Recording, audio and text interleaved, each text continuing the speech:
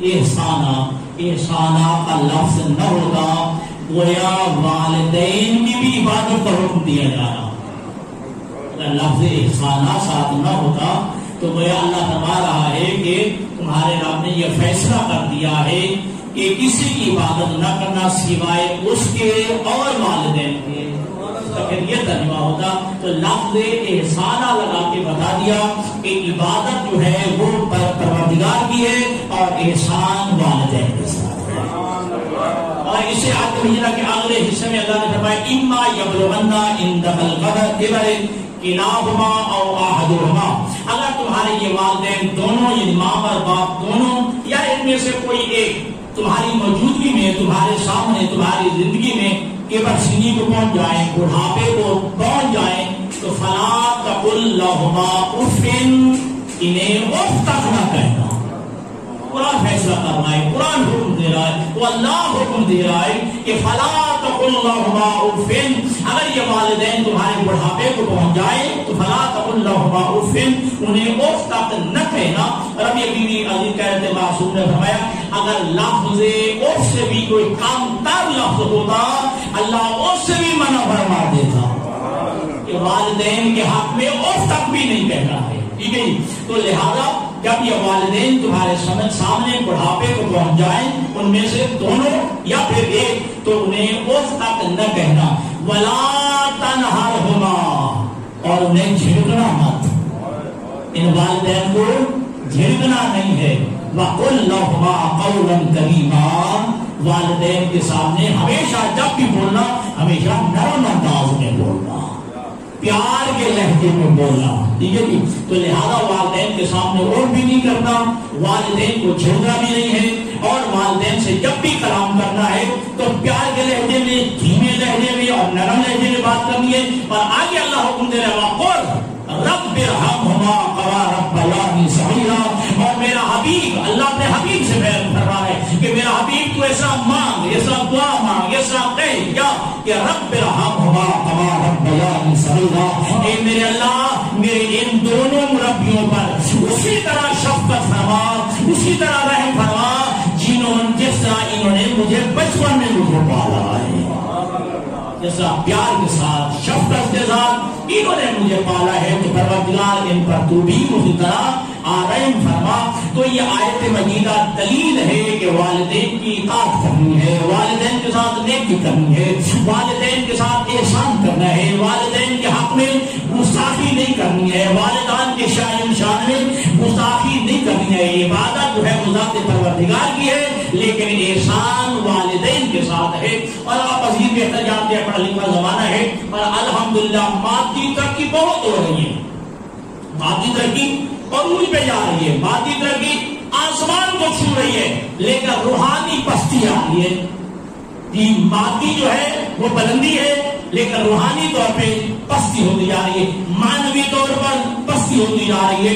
کہ آپ جاتے جو بزرگان تشریف میں کہ پرانے زمانے میں علم کم تھا، ادب زیادہ تھا. ٹھیک ہے جی. علم کم تھا، ادب زیادہ تھا، اخلاق زیادہ تھا، احترام زیادہ تھا. اب علم زیادہ ہے، ادب کم ہو گیا ہے. علم بڑھ رہا ہے، اخلاق کم ہو رہا ہے. علم جو ہے وہ بڑھ رہا ہے لیکن احترام، ادب، اخلاق یہ ہمیشہ کم ہوتے چلے جا رہے ہیں. تو مجھے میں بڑا جملہ پسند آیا حضرت آیت اللہ ریاست صاحب قبلہ کا. وہ فرماتے ہیں کہ بے علم ہونا اتنا عیب نہیں جتنا بد کردار ہونا عیب ہے. بے علم ہونا اتنا عیب نہیں ہے جتنا بد کردار ہونا جو ہے اور بدکار ہونا جو ہے یہ عیب ہے. تو لہذا جو ہے علم بڑھتا جا رہا ہے لیکن بدکاری بڑھ رہی ہے، بے عملی بڑھ رہی ہے. تو لہذا بہت سارے گناہ ہیں کہ جو گناہ ہیں لیکن ان کو گناہ سمجھا نہیں جا رہا، وہ ان کی ویلیو ختم ہو رہی ہے. ٹھیک ہے جی. اور بعض بار ہمارے اوپن مائنڈ نوجوان جو ہے ان کو گناہ سمجھتے نہیں ہیں. ٹھیک ہے جی. شراب پینے کو فیشن سمجھا جا رہا ہے. ٹھیک ہے جی. غیبت کرنا، حسد کرنا، بغض کرنا، ٹھیک ہے جی، یہ سود کا کاروبار، یہ تو تجارت سمجھی جا رہی. بہت سارے گناہ علی ھذا القیاس کہ جو گناہ ہیں شریعت جن کو گناہ کہتی ہے لیکن گناہ انہیں سمجھا نہیں جا رہا ہے. ان میں سے ایک بدترین گناہ والدین کی نافرمانی بھی ہے. بدترین گناہ جو میں سے ایک والدین کی نافرمانی بھی ہے، اور آج اس کی کوئی اہمیت بھی نہیں ہے. اس والدین کی گستاخی تو سمجھ نہیں کیا جاتا، حالانکہ معصوم کے جملے ہیں لو اتل آبو بوالدیہ یوم القیامت بآمال الانبیاء لم یقبل منہ. اگر والدین کا گستاخ، والدین کا نافرمان اگر قیامت کے دن تمام نبیوں جتنے بھی اعمال لے کے آ گیا، اگر والدین ناراض ہے تو اس کا کوئی عمل قابل قبول نہیں ہوگا. نعرہ تکبیر، اللہ اکبر، نعرہ رسالت یا رسول اللہ، نعرہ حیدری یا حیدری، آدم لنسا اللہم صلی اور حقیقت ہے معاشرے میں، آپ اس معاشرے کے بندے میں بھی اس معاشرے کا گستاخی بڑھتی جا رہی ہے. ٹھیک ہے، بے احترامی بڑھتی جا رہی ہے، بے ادبی بڑھتی جا رہی ہے، والدین کی نافرمانی بڑھتی جا رہی ہے. یہ تو والدین ہیں جن کا احترام واجب ہے نا، کہ اگر انبیاء جتنے بھی اعمال لے کے آئے، کون؟ والدین کا کبرا نافرمان، والدین کا انبیاء جتنے بھی اعمال لے کے آئے لم یقبل منہ، معصومات کا کوئی عمل قبول نہیں ہوگا اگر والدین اس میں راضی نہیں ہے. یہ تو والدین کی بات ہو رہی ہے. معصوم کے جملے ہیں بڑے بھائی کا احترام ایسے واجب ہے جیسے باپ کا احترام واجب ہے. بڑے بھائی کا احترام اس طرح واجب ہے جی جس طرح باپ کا احترام واجب ہے. دوسری حدیث بھی پڑھ دوں، یہ لفاظی نہیں ہے. ٹھیک ہے جی، معصوم کے جملے، معصوم کے بڑے بھائی کا احترام اسی طرح واجب ہے جیسا باپ کا احترام واجب ہے. جیسا معصوم نے فرمایا کہ بھتیجے پر چچا کا احترام اسی طرح واجب ہے جیسا باپ کا احترام واجب ہے. جی چچا بھی باپ کے مقام پر تھے. ٹھیک ہے، اب یہ تو جو چچا کا مقام ہے، بڑے بھائی کا مقام ہے، تو پھر باپ کا مقام کیا ہوگا؟ باپ کا مرتبہ کیا ہوگا؟ تو لو اتل آپ کو بوالدیہ یوم القیامت بآمال الانبیاء لم یقبل منہ. اگر والدین کا نافرمان، والدین کا گستاخ جو ہے، والدین کے حق میں گستاخی کرنے والا، والدین کے حق میں جو ہے بے احترامی کرنے والا، بے ادبی کرنے والا، اگر قیامت کے نبیوں جتنے بھی اعمال لے کے آ گیا، اس کا کوئی عمل قابل قبول نہیں ہوگا اگر جو ہے والدین اس میں ناراض ہیں، اگر یہ والدین کا گستاخ ہے، والدین کا نافرمان ہے. اس طرح کی حدیث یا اس بندے کے بارے میں ہے کہ جو والدین کا نافرمان ہے اس کا کوئی عمل قبول نہیں ہے. یہ حدیث اس طرح نبی نے بتائی ہے لو اتل عبد بآمال 70 نبیا وان لم یبالغ یا علی لم یشم رائحۃ الجنہ. اے میرا بھائی علی، اگر قیامت کے دن اگر جو ہے بندہ 70 نبیوں جتنے بھی اعمال لے کے آ گیا، اگر دل میں تیری ملا نہیں ہے،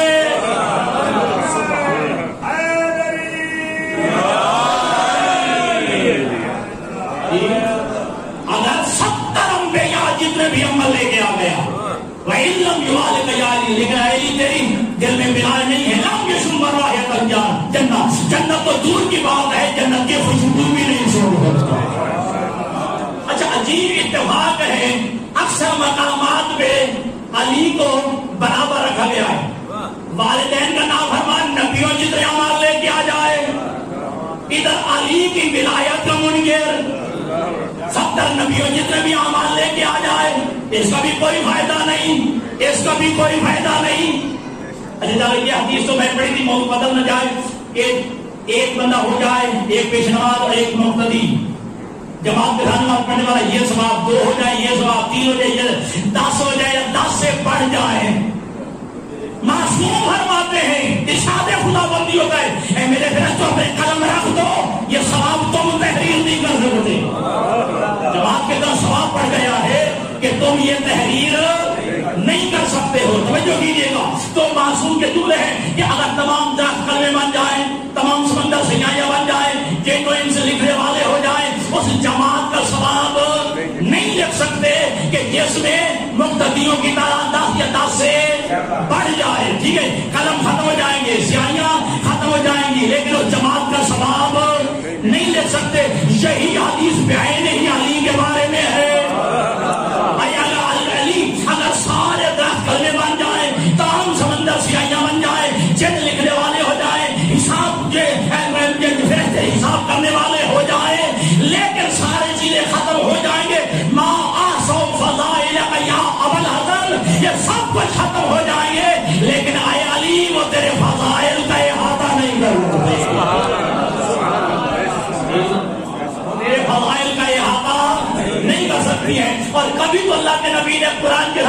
نزل القرآن مع علی و علی مع القرآن، جو حدیث میں کئی دفعہ آپ سنتے رہتے ہیں، بڑا عجیب حدیث ہے کہ یا علی انت مثلو، ٹھیک ہے، انت مثلو فی القرآن قل هو اللہ احد، اے علی تیری مثال ایسے ہے جیسے قرآن میں سورۃ قل هو اللہ احد کی ہے، ٹھیک ہے جی، اے علی تیری مثال میں ایسے ہے جیسے قرآن مجید میں سورۃ قل هو اللہ کی مثال ہے۔ اور کبھی جو فرمایا کہ یا علی انت مثل الکعبہ تعطیل ہے فلا تعطال ہے، اے علی تیری مثال کعبہ شریف کی مثال ہے، ساری دنیا کعبہ کی طرف آتی ہے، کعبہ کسی کے پاس نہیں جاتا۔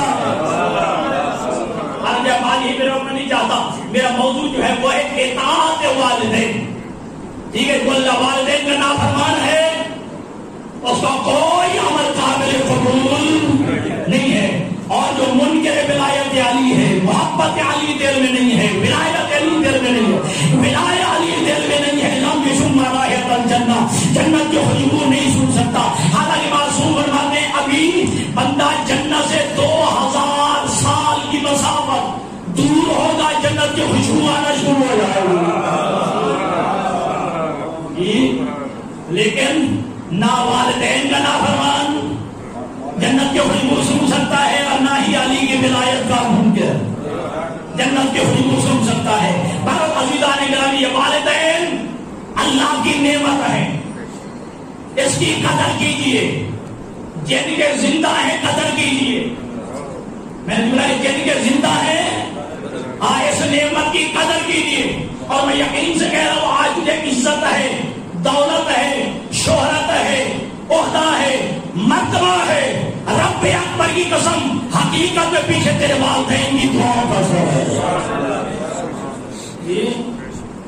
اور تیرے والدین تیرے لیے کیا ہے؟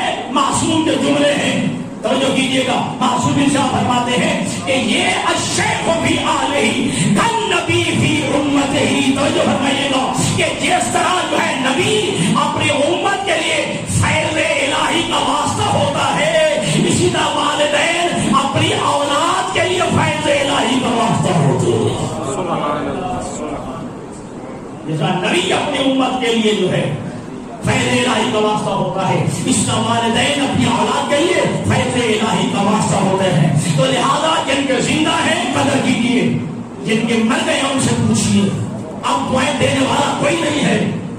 معصوم نے تو عزت فرما دیا، جن کی آج عزت نہیں ہے، احترام نہیں ہے، گستاخی ہو رہی ہے، ان کا کہنا نہیں مانا جاتا۔ والدین کہتے ہیں نماز کے لیے جاؤ، نماز پڑھنے کے لیے کوئی نہیں آتا۔ والدین کہتے ہیں کہ تم نے اچھے کام کرو، جی کرنے کے لیے کوئی تیار نہیں، یا برے کاموں سے روکتے ہیں، کہتے ہیں کہ جی ہم پڑھے لکھے زیادہ ہیں، تم جو ہے پرانے زمانے کے لوگ ہو، تم اتنے اب جوان ہو رہے ہو، تمہارے والدین وہ جوانی کی منزل سے گزر کے آئے ہیں، تو ان کا احترام سیکھیے۔ من نظر الی ابویہ نظر رحمت کتب لہ حجۃ مبرورہ، جو اپنے والدین کے چہرے کی طرف صرف پیار کی نگاہ سے دیکھتا ہے، شفقت کی نگاہ سے صرف دیکھتا ہے، صرف دیکھنے کا ثواب کیا ہے؟ کتب لہ حجۃ مبرورہ، اللہ اس بندے کے نام اعمال میں ایک مقبول حج کا ثواب محفوظ کروا دیتا ہے۔ سبحان اللہ، سبحان اللہ۔ جی حج پہ اب کیا کتنے 2 سال سے پابندی لگی ہوئی ہے، بندے بیٹھے ہوئے حج کو ترس رہے ہیں، تیرے گھر میں حج ہو رہی ہے، میں نے آپ نے میرے کو رسائی کر دیا، تیرے گھر میں حج ہو رہی ہے، تیرے گھر میں حج کے مواقع میسر رہے گی، پیار کی نگاہ سے، شفقت کی نگاہ سے، محبت کی نگاہ سے والدین کے چہرے کی طرف دیکھ، اللہ تجھے ایک مقبول حج کا ثواب عطا فرما دے گا۔ جی تو جن کے نہیں ہیں وہ محروم ہیں نا، تو جن کے زندہ ہیں وہ تو استفادہ کریں، وہ تو فائدہ حاصل کریں، ہر روز حج کریں، ہر وقت حج کریں۔ اور ہو سکتا ہے کہ میرا کوئی عزیز کہے کاش میرے والدین زندہ ہوتے، میں روز جو ہے حج کا ثواب لیتا۔ جی شریعت نے تجھے بھی نہیں بلایا ہے، شریعت نے تجھے بھی مایوس نہیں کیا ہے، فرمایا من زار قبر ابویہ فی یوم الجمعہ او لیلتہ کتب لہ حجۃ مبرورہ، جو جمعے والے دن یا شب جمعہ کو والدین کی قبر کی جا کر زیارت کرے، اللہ اس بندے کے نام اعمال میں مقبول حج پر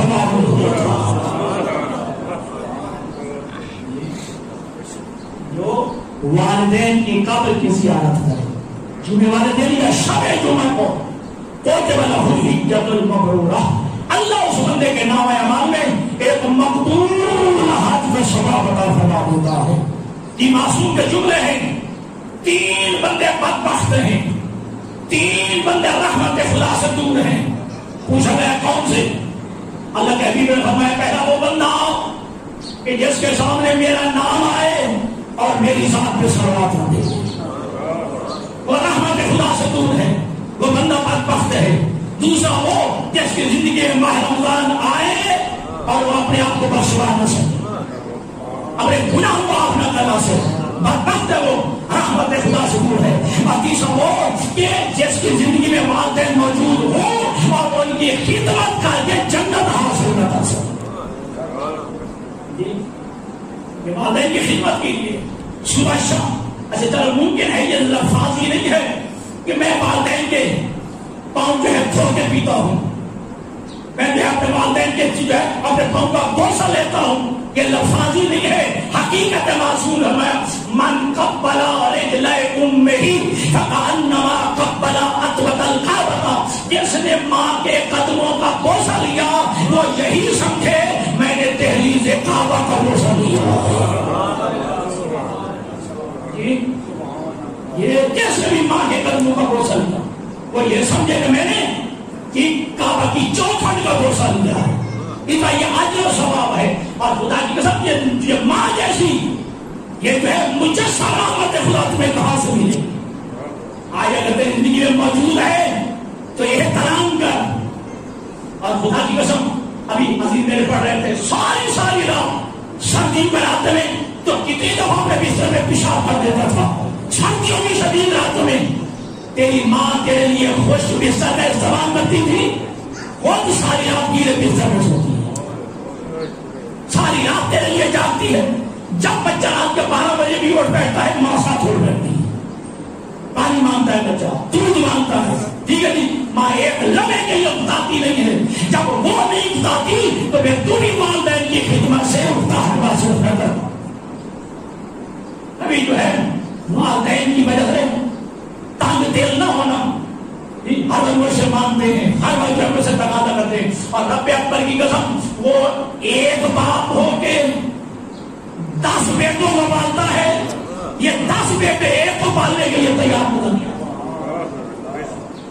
اور اللہ کی قسم, خدا کی قسم کئی موقع دیکھے ہیں جی, بچے آپس میں لڑ رہے ہوتے ہیں, قرآن دازی ہو رہی ہوتی ہے, باپ کس کے حصے میں رہے, ماں کس کے حصے میں رہے,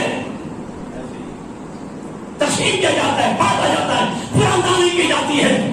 بعض ایسے بدبخت بھی ہیں, میں والدین کو پار رہا ہوں, باقی 9 بھائی مجھے خرچہ دیں. بھائی والدین نے بھی خرچہ مانگا تھا.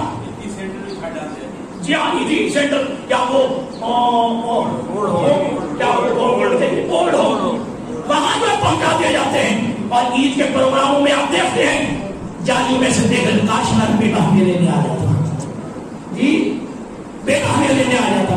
یہ بیٹا مجھے 5 سالوں میں تیرا چہرہ دیکھے ہوئے جی, وہ جو ہے آپ خود چھوڑ کے آ جاتے ہیں. کبھی محتاج محسوس نہ کرنا, اور کبھی میرے عزیزوں والدین کی نافرمانی کر کے والدین کی بد دعائیں نہ لینا. اگر والدین نے تیرے حق میں بد دعا کر دی پھر تیری دنیا بھی تو تباہ ہو جائے گی, پھر تیری آخرت بھی تباہ ہو جائے گی. ہمیشہ والدین کی دعائیں لینے کی کوشش کرنا. اور معصوم کے جملے ہیں دعا والدین لولدہ کا دعا نبی امت ہی. باپ کی دعا والدین کے حق اولاد کے حق میں اس طرح قبول ہوتی ہے جیسا نبی کی دعا امت کے حق میں قبول ہوتی ہے. والدین کی دعا اولاد کے حق میں یوں قبول ہوتی ہے جیسا نبی کی دعا امت کے حق میں قبول ہوتی ہے. اور جہاں تو میں نے مطالعہ کیا ہے بعد انبیاء بعد از ائمہ, اگر کوئی مستجاب الدعوات ہیں یعنی جن کی دعا قبول ہوتی ہے تو وہ والدین ہیں کہ جن کی دعا اولاد کے حق میں جلدی قبول ہوتی ہے. ٹھیک ہے جی. اور پھر افسوس کی بات, لوگ جو ہیں درباروں پہ جاتے ہیں, خانقاہوں میں جاتے ہیں, مزاروں پہ جاتے ہیں دعائیں مانگنے کے لیے، اور وہ بھی والدین کو ناراض کر کے. اگر بہت میں ساتھ پہ قرآن رکھوں، والدین کو ناراض کر کے تو حج پہ جا رہا ہے، تیرا کوئی حج قبول نہیں. والدین کو ناراض کر کے تو عمرے پہ جا رہا ہے، زیارات پہ جا رہا ہے، تیرا کوئی حج عمرہ زیارات قبول نہیں اگر والدین تم پہ ناراض ہیں. اور لوگ گھر میں تیرے کو سجاد دعوات بیٹھے ہوئے ہیں اور تو پیروں سے دعائیں کروا رہا ہے، مزاروں پہ دعائیں مانگ رہا ہے، خانقاہوں پہ دعا مانگ رہا ہے. حضرت امام جعفر صادق علیہ السلام کو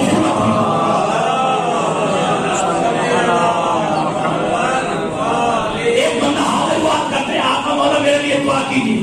شاید آپ کے جد امجد، آپ کے دادا امام صادق سے کہا گیا آقا مولا میرے حق میں دعا کیجیے. بھائی جان ایسا کیا؟ امام نے فرمایا تیری ماں زندہ ہے؟ کہتے ہیں مولا زندہ ہے. فرمایا میرے پاس پھر کیا لینے آیا؟ جا بیٹھا جا اپنی ماں سے کہے وہ تو سے دعا کرے، تیرے حق میں دعا کرے گی، تیری دنیا بھی سمجھ جائے گی، تیری آخرت بھی سمجھ جائے گی.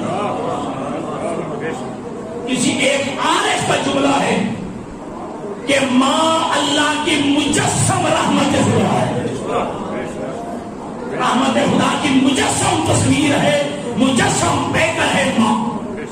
پر یہ جذبہ اولاد کے دل میں نہیں ہے، والدین کے اور اس بے خلوص ماں کے دل میں ہوتا. اگر بچے کو کانٹا بھی لگ جائے نہ چھوٹ جائے نا، ماں کیا چاہتی ہے؟ ماں کی دل کی کیفیت کیا ہوتی ہے؟ یہ کانٹا میری آنکھ میں چھوٹ جاتا، میرے بیٹے کے پاؤں میں نہ چھوٹتا. تو یہ والدین کا تیرے ساتھ میں سلوک ہے، ٹھیک ہے. اور تیرا والدین کا کیا سلوک ہونا چاہتا؟ وہ بے لوث، یہ جملہ سمجھیے، وہ بے لوث تیری خدمت کرتے رہے.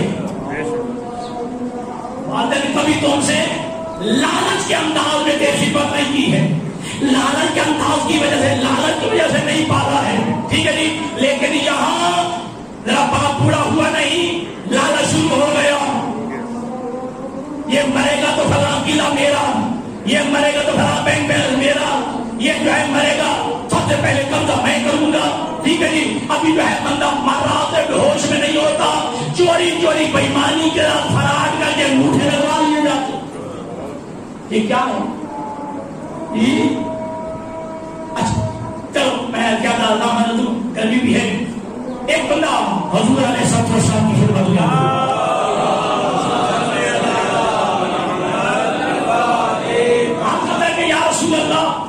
دنیا کا کوئی ایسا گناہ نہیں جو میں نے نہ کیا، دنیا کا کوئی ایسا گناہ نہیں جو میں نے نہ کیا.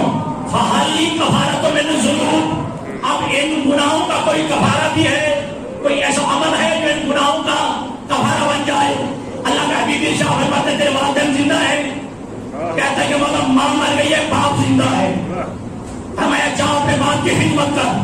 تیرا اپنے باپ کی خدمت کرنا یہ گناہوں کا کفارہ بن جائے گا، یہ گناہوں کا کفارہ بن جائے گا. اب یہ بندہ خدمت رسول سے اٹھا، جیسے خدمت پیغمبر سے، محفل رسول سے اٹھا، جب مڑا تو اللہ کے حبیب نے فرمایا لو کانت امہ حیہ، کاش اس کی ماں زندہ ہوتی، کاش اس کی ماں زندہ ہوتی تو اس کے گناہ جلدی معاف ہو جاتے، اس کے گناہ جلدی جو ہے بخشے جاتے.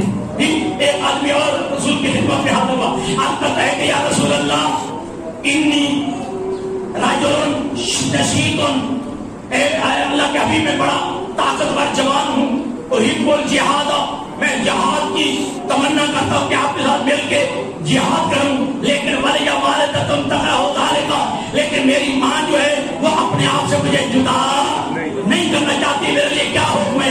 اللہ کے نبی نے فرمایا قم ماں والدتک، جا اپنی والدہ کے ساتھ جا، اپنی والدہ کی جو ہے خدمت کر. تیرا ایک رات اور ایک دن والدہ کی خدمت کرنا، اور ایک رات اور ایک دن تیری والدہ کا تو سے مانوس رہنا، مجھ رسول خدا کے ساتھ راہ خدا میں 1 سال جہاد کرنے سے افضل ہوتا ہے. 1 سال راہ خدا میں جہاد کرنے سے افضل بہتر ہے. اور پھر ہم سارے جو مفت میں کام ہوتا ہے نا وہ کرنے کے لیے جلدی ہم آتا ہے. زندگی میں کبھی والدین کو پوچھا نہیں, مر گئے روزانہ بالٹی اٹھائی پانی پھینکنے کی روزانہ جا خطے جو کچھ نہیں ہوا, ساری زندگی پوچھا کر رہے ہیں. مر رہے ہیں وہ دوائی کو ترس رہے ہیں, میں عمرے پہ جا رہا ہوں. ٹھیک ہے جی, وہ مر رہے ہیں میں زیارت پہ جا رہا ہوں. وہ جو ہے ان کو دوائی لے دینے والا کوئی نہیں, ان کی ضروریات کو پورے کرنے والا کوئی نہیں, اور میں جو ہے عمرے کر رہا ہوں, میں حج کر رہا ہوں, میں زیارت کر رہا ہوں, میں یہ کر رہا ہوں, میں وہ کر رہا ہوں. ٹھیک ہے جی, اب جیسے مرے باقی پوچھا نہیں. آپ دنیا کو دکھانے کے لیے بالٹی شادی اٹھائی, صبح قبرستان جا رہے ہیں پانی ڈال رہے ہیں. میں انکار نہیں کرتا شاید کسی روایت میں ہو, شاید کسی روایت میں ہو, میں نے یہ جڑا شاید کسی روایت میں ہو کہ پانی ڈالو, دال ڈالو, اوپر جو ہے وہ سب جو ہے چھڑی ڈالو, یہ کرو وہ کرو. ٹھیک ہے جی, مرنے کے بعد حقیقت میں تو اس کے حقوق جو رہ گئے وہ ادا کرنے ہیں, اس کی تو توجہ نہیں. آج تک بندہ کوئی مجھے بتا دے, چلو میں آپ کے ساتھ جہاں پر مل جائے مجھے بتا دے کہ باپ کے مرنے کے فوراً بعد فوراً اس کا وہ حج جو رہ گیا ہے اس کی تیاری کی جا رہی تاکہ اس کا جو حج رہ گیا وہ ادا کیا جائے. خمس اس پہ واجب تھا نہیں ادا کر کے میرا وہ خمس ادا کیا جائے. زکات اسے واجب تھا نہیں ادا کر سکا, زکات ادا کی جائے. اس کے روزے رہ گئے تھے اور روزے پڑھائے رکھائے جا رہے ہیں. ان کی نمازیں جو رہ گئی وہ نمازیں ادا کی جا رہی. کیوں؟ اتنے خرچہ ہوگا, کیونکہ اس پہ خرچہ ہوتا ہے. آپ اس کی طرف کوئی توجہ نہیں, نہ واجب مرحومین کی والدین کی, نہ قضا نمازیں, نہ قضا روزے, نہ حج, نہ زکات, نہ خمس. ٹھیک ہے جی, مفت میں دالیں جو ہے ڈالنے کے لیے, پانی ڈالنے کے لیے وہ ہم بڑے تیار نظر آتے ہیں. یہ جو والدین کے حقوق ہے وہ ادا کیے. اور پھر یاد رکھیے گا, ایک ہے حقوق اللہ اور ایک ہے حقوق العباد. شریک قسم کہو تو کھانے کے لیے تیار ہوں جب تک اس مرحوم کا جو قرض جب تک وہ ادا نہ کیا جائے اس کے مال میں سے شرعی طور پر وراثت تقسیم نہیں ہو سکتی. شرعی طور پر وراثت تقسیم نہیں ہو سکتی جب تک کہ مرحوم کا قرض ادا نہ کیا جائے. ٹھیک ہے جی, پہلے وراثت کی تقسیم کی طرف نظریں لگ جاتی ہے. یہ نہیں دیکھا جاتا ہمارا باپ مفروض بھی تھا یا نہیں, بولے کتنا قبضہ لیا ہوا تھا. جی اچھا جی, اب یہ بات اگر واجب ہے تمہارے اوپر, ان کی نمازیں واجب ہے, روزے واجب ہے, اگر تو نہیں پڑھ سکتا کم از کم اس کا مال خرچ کر کے نمازیں پڑھوا لے, روزے رکھوا لے, حج کے بدل کروا لے. اس کے طرف کوئی توجہ نہیں. کیوں؟ آپ بھی خاموش ہو گئے ہیں, آپ کے سروں پہ بھی پرندے بیٹھ گئے ہیں. کیوں؟ اس لیے پہ خرچہ ہوتا ہے. مفت کے کام بڑے یاد رہتے ہیں, خرچے والے کام یاد نہیں رہتے. اور ایک روایت کبھی علماء جو ہے بیان نہیں کرتے, صرف آپ سے شاید گھبراتے ہوئے, پہلی شب اول پہ کیا ہے کہ مرحوم کے نام پہ صدقہ دیا جائے, مرحوم کے نام پہ کچھ خرچ کیا جائے. اگر خرچ کرنے کے لیے مال نہ ہو, صدقہ دینے کے لیے مال نہ ہو, تب نماز معاشرت قبر ہے.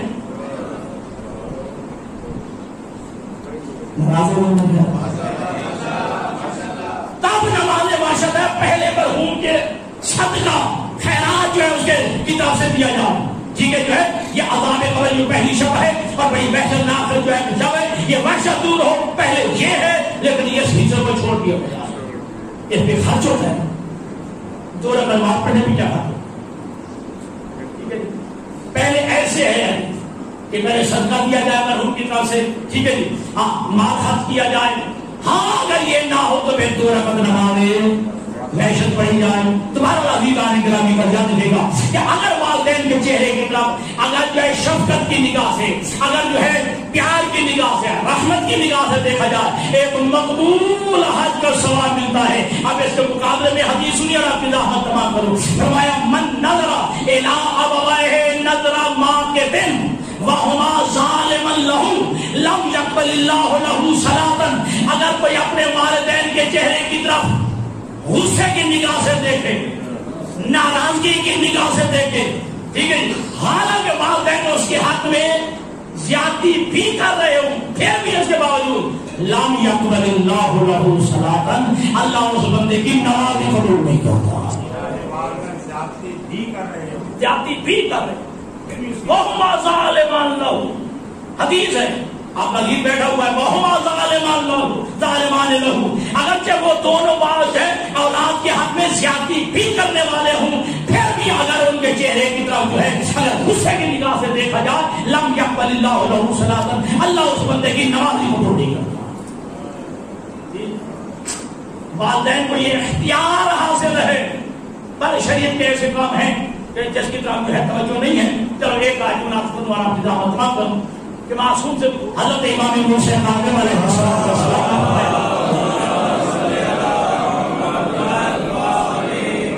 کہ اللہ کے حبیب سے پوچھا گیا یا رسول اللہ من حق الوالد علی ولدہ، والد کا اولاد پر کیا حق ہے؟ فرمایا پہلا حق یہ ہے کہ لم یسمیہ باسمہ، والدین کا پہلا حق اولاد کے ذمہ یہ ہے کہ اپنے باپ کو نام لے کے نہ پکارے۔ ٹھیک ہے جی، ہو سکتے عربوں میں یہ ہوتا ہوگا، ٹھیک ہے جی، تو یہاں روک دیا گیا کہ اپنے باپ کا نام لے کے نہ پکارے۔ ولا یمشی بین یدیہ، جب چل رہے ہو تو باپ کے آگے نہ چلے۔ ٹھیک ہے جی، ولا یمشی بین یدیہ، والدین کے آگے نہ چلے، یہ والدین کا حق ہے اولاد کے لیے۔ اور دوسرا معصوم شاہ فرماتے ہیں ولا یجلس من قبل ہی، اگر دونوں بیٹھنا چاہتے ہیں باپ کے بیٹھنے سے پہلے نہ بیٹھے۔ یہ کبھی یاد ہی نہیں ہے، ٹھیک ہے، باقی بڑی چیزیں یاد رہتی ہیں، لیکن یہ حقوق، یہ احترام، یہ آداب جو ہے ہمیں والدین کے بھول جاتے ہیں۔ بس میرے عزیزان گرامی، یہ اللہ کے حبیب اس دنیا سے جو ہے جا رہے ہیں، اللہ کے حبیب گھر میں تشریف فرما ہے، اللہ کے حبیب نے علی ابن ابی طالب فرمایا یا علی جب مسجد میں اعلان کر دو کہ اہالیان مدینہ یعنی مومنین مسلمین مسجد میں اکٹھے ہو جائے۔ علی نے اعلان کیا، سارے اکٹھے ہو گئے۔ اب علی ابن ابی طالب خدمت پیغمبر میں یا رسول اللہ، سارے آ گئے۔ اللہ کے حبیب نے فرمایا یا علی میرے تین پیغام پہنچا دو میری امت کو۔ میرا پہلا پیغام یہ کہ من حق والدیہ فلعنۃ اللہ علیہ، جو والدین کا نافرمان ہے اس پہ اللہ کی لعنت ہے۔ علی پیغام دے رہے پیغمبر کا، سنیے گا، من حق والدیہ فلعنۃ اللہ علیہ، جو والدین کا نافرمان ہے اس پہ اللہ کی لعنت ہے۔ دوسرا یا علی میرا دوسرا پیغام پہنچا میری امت کے نام، من ظلم اجیرا اجرتہ فلعنۃ اللہ علیہ، جو کسی اجیر کی مزدور کی مزدوری دبا لے، مزدور کی مزدوری نہ دے، فلعنۃ اللہ علیہ، اس پر اللہ کی لعنت۔ اور تیسرا معصوم یا علی میرا پیغام پہنچا دو میری امت کو، من ابقا من موالی ہے فلعنۃ اللہ علیہ، جو غلام اپنے آقا کو چھوڑ کے بھاگ جائے اس پر بھی اللہ کی لعنت۔ مولا کائنات علی نے تین پیغام پہنچائے۔ مسجد کونے میں سے ایک بندہ کھڑا ہوا، عرض کرتا ہے کہ یا علی کہ اللہ کے حبیب کے یہ جملے مبہم ہیں، مجمل ہیں، اس کی وضاحت چاہیے، اس کی وضاحت چاہیے، تفسیر چاہیے، توضیح چاہیے، تشریح چاہیے۔ علی بن ابی طالب دوبارہ خدمت پیغمبر میں پہنچے اور خدمت پیغمبر میں پہنچ کے کہا کہ یا رسول اللہ ان جو ہے کلمات کی تشریح فرما دیجیے۔ توجہ، اللہ کے حبیب فرماتے ہیں کہ یا علی جو پہلا جملہ ہے کہ من حق والدیہ فلعنۃ اللہ علیہ، جو والدین کا نافرمان ہے اس پہ اللہ کی لعنت ہے۔ اس کی تفسیر یہ ہے کہ یا علی انا و انت هذه الامہ فمن حقنا فلعنۃ اللہ علیہ، اے علی تو اور میں اس امت کے باپ ہیں، جو ہمارا نافرمان ہے اس پہ اللہ کی لعنت ہے۔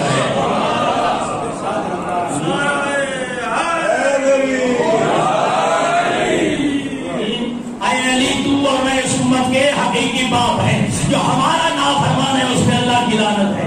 اور دوسرا من ظلم اجیرا اجرتہ فلعنۃ اللہ علیہ، جو کسی اجیر و مزدور کی مزدوری نہ دے، اجرت نہ دے، اس پہ اللہ کی لعنت ہے۔ یا بتا دے اس کی یہ مراد یہ ہے کہ انا و انت اجیرا هذه الامہ فمن ظلم اجرتنا فلعنۃ اللہ علیہ، اے علی تو اور میں اس امت کے اجیر ہیں جو ہماری اجرت نہ دے، اس پہ اللہ کی لعنت ہے۔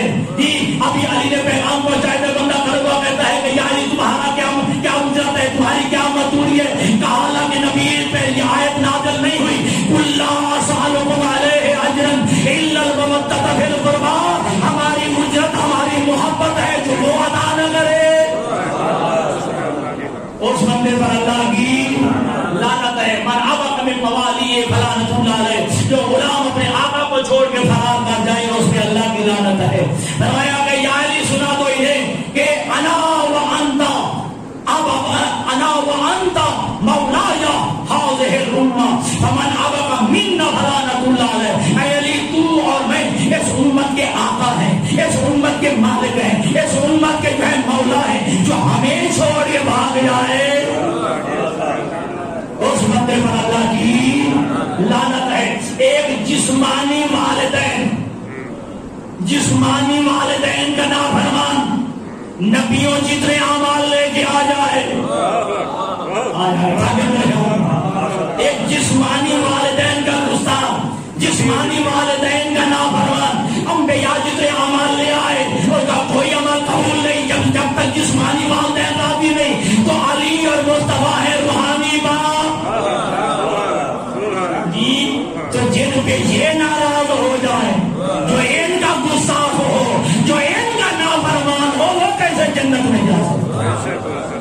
حسیدان گرامی کی یاد رکھیے گا، یہ والدین کا احترام ہے، والدین کی عزت ہے، والدین کے حقوق میں سے ہے کہ امام زین العابدین علیہ السلام کی جو حقیقی والدہ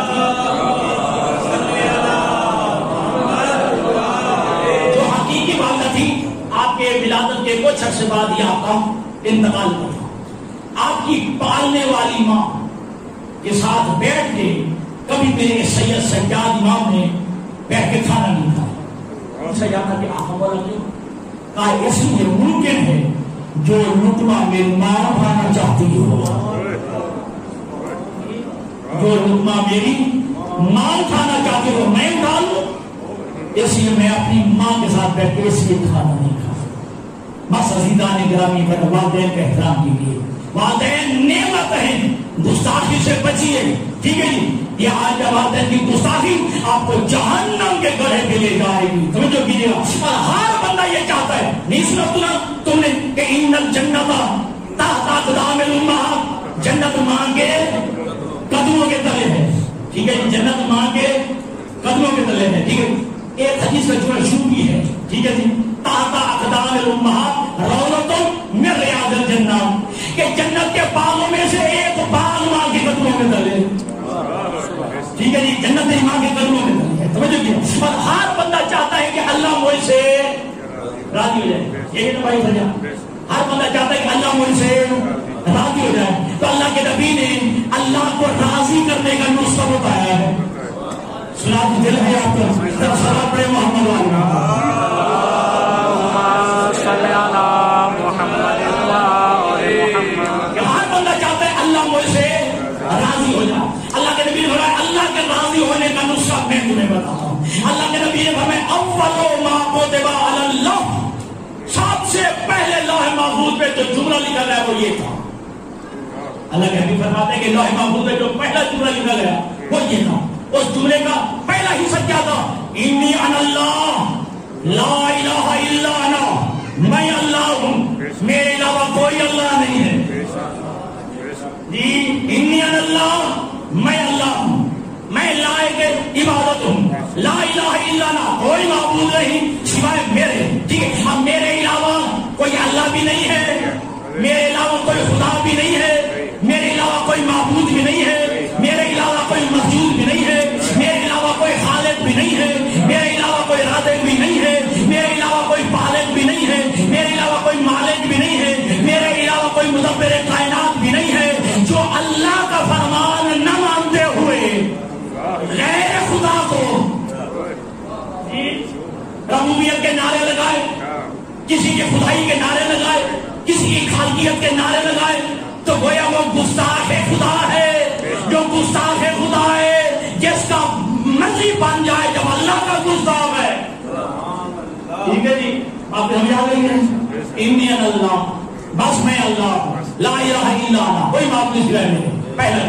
دوسرا جملہ یہ لکھتا انی راض عنہ من راضی عنہ والدہ، وانی ساخط عنہ من ساخط عنہ والدہ، میں اللہ اس پہ راضی جس پر اس کے والدین راضی،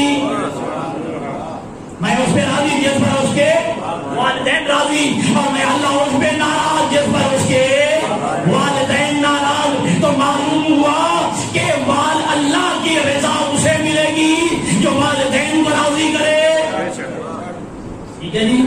تو اللہ اس پہ راضی ہے جس پر اس کے والدین راضی ہیں، اللہ اس پہ ناراض ہے جس پر اس کے والدین ناراض ہیں، تیرے کسی عمل کی وجہ سے، تیرے کسی کردار کی وجہ سے، تیرے کسی حرکت کی وجہ سے۔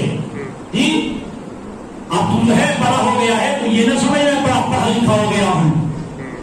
ٹھیک ہے جی. ہاں وہ ایک خدمت پیغمبر میں حاضر ہوا نا, ابھی شاید باقی پڑھنا بھول گئے کہ اللہ کے حبیب سے پوچھا یا رسول اللہ میرے والدین کافر ہے, میں مسلمان ہو گیا, میری کیا حکم ہے؟ ابھی میں والدین کا احترام کروں. حضور فرماتا ہے پہلے کی نسبت زیادہ کیا تھا, پہلے کی نسبت زیادہ کیا کر. کافر والدین ہیں, ٹھیک ہے جی, ماں باپ کی خدمت پہلے کی نسبت زیادہ. والدین حیران ہو کہتے ہیں پہلے تو کبھی نہیں کرتا, اب کہتے ہیں یہ تبدیلی کہاں سے آ گئی, یہ انقلاب کہاں سے آ گیا؟ کہا جس کا میں نے کلمہ پڑھا ہے اس نے کہا ہے,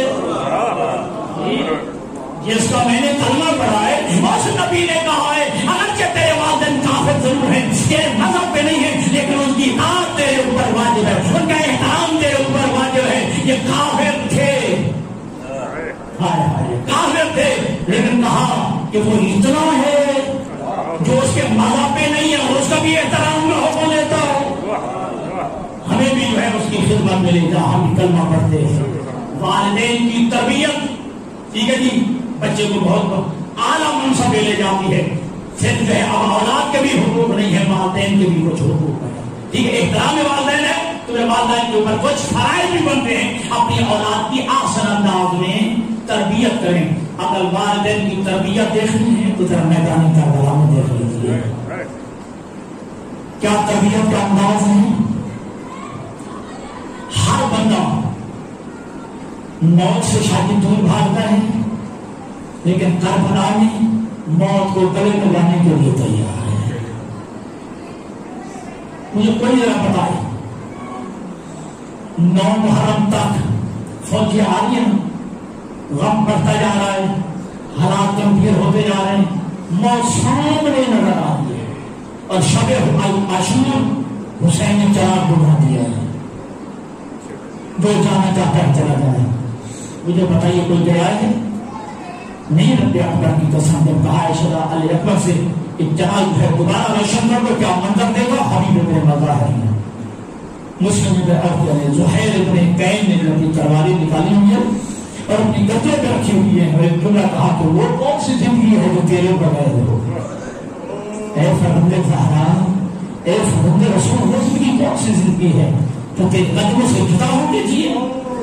حقیقت میں زندگی تو وہ ہے. حبیب نے مظاہر نے جملہ کہا کہ آقا اگر تیرے محبت میں مجھے مار دیا جائے, میری لاش جلا دی جائے, میری لاش کی جو نسواں راکھ بن جائے وہ دریائے فرات میں ڈال دی جائے, پھر مجھے زندہ کیا جائے 70 مرتبہ, اے آقا حسین, اے فرزند رسول, اے فرزند زہرا, میں اس طرح کاٹ کے جلا دیا جاؤں, میں پھر بھی تیرے قدموں سے جدا نہیں ہوں. شب عاشور قربانی کی شب ہے. در سے جہاد کیا جا رہا ہے, قربان ہو جائے ماں پر بھی یہ در سے جہاد دے رہی ہے. کہا جاتا ہے کہ شب عاشور کو کہ جب عجیب منظر دیکھا ہے, علی کی بیٹی نے خیمہ میں پہنچے, کہا رباب کے خیمے میں علی اصغر کو ہاتھ پہ لیا ہوا ہے. رباب کہہ رہی ہے کہ اصغر بیٹا کل قربانیوں کا دن شروع ہوگا. اگرچہ میں بیگانے گوشت سے ہوں, میں سید ذات نہیں ہوں, میں آل رسول میں سے نہیں ہوں, لیکن ہے مجھے گیلا نہیں آنا چاہیے, مجھے شرمندہ نہ کرانا.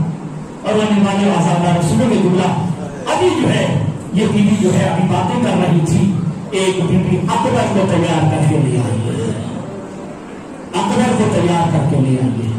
خدا کے سر جملہ کہا ہے کہ تیرا بھی دودھ پیتا ہے, دودھ پیتے کو بچا لے, کل اصغر سے پہلے میرے اکبر کو اجازت دے میرا اکبر چلا جائے.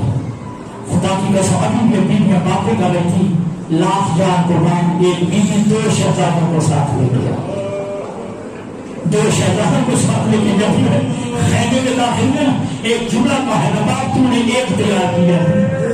اکبر کی ماں سے کہا ہے تم نے بھی ایک تیار کیا ہے, اے فرزا تم نے بھی ایک کو تیار کیا, لگے یتیم ضرور ہے لیکن اے میری بیویوں میں 2 تیار کر لے آئی ہوں, میں پوری نسل کو تیار کر کے لے آئی ہوں. تیری بھی نسل بچ جائے گی, تیری بھی بچ جائے گی, تیری بھی بچ جائے گی. میں 2 لے کے آئی ہوں. وہ کون تھی؟ وہ علی کی بیٹی, وہ ہے زینب محمد کو تیار کر کے لے آئے.